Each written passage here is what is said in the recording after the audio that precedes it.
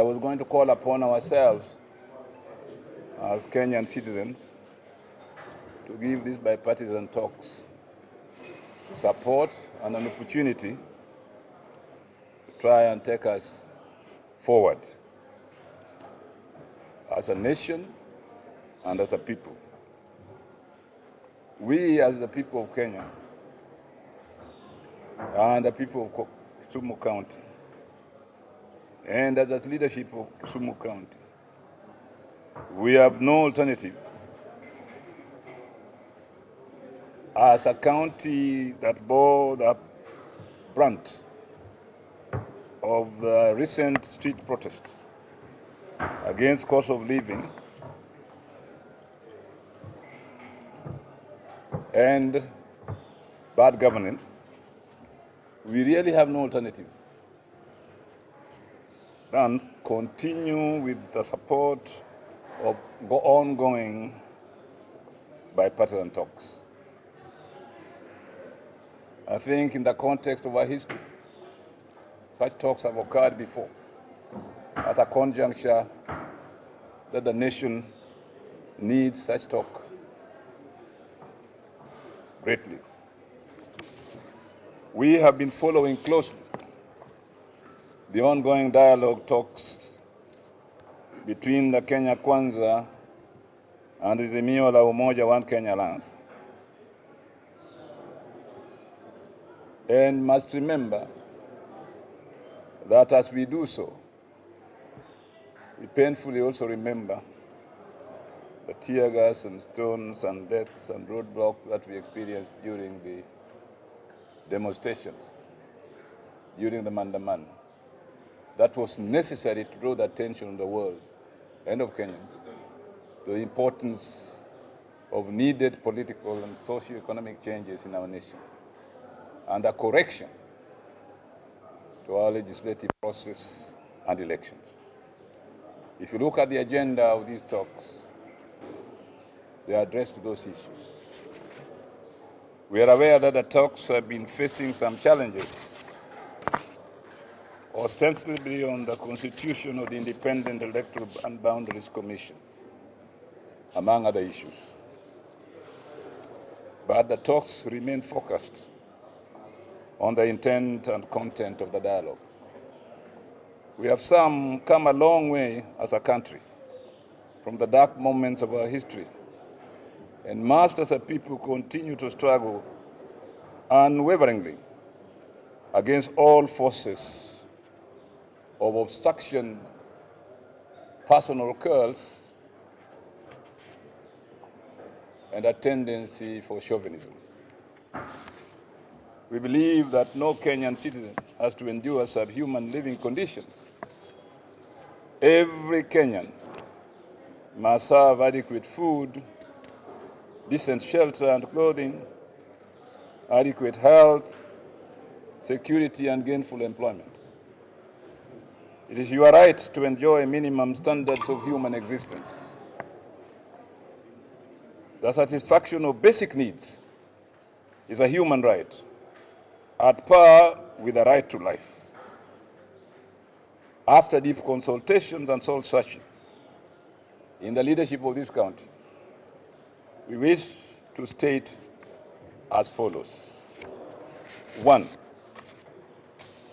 that as one of the governors whose county bore the brunt of the protests, including deaths, we support the dialogue and would like it to continue to a successful conclusion according to the wishes of our party leader, Prime Minister Right Honorable Raila Amolo Odinga. Two, that we appeal to the negotiators and our leaders to give the talks a chance to help resolve issues that resulted in the demonstration. Thirdly, that we assure our party leader that as the leadership of the County of Kisumu, we support his decision to engage in dialogue and ask him to count on our support. Four,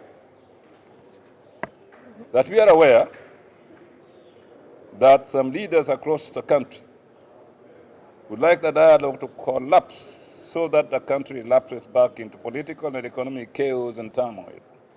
We should avoid such paths that will lead to more misery for the masses. 5,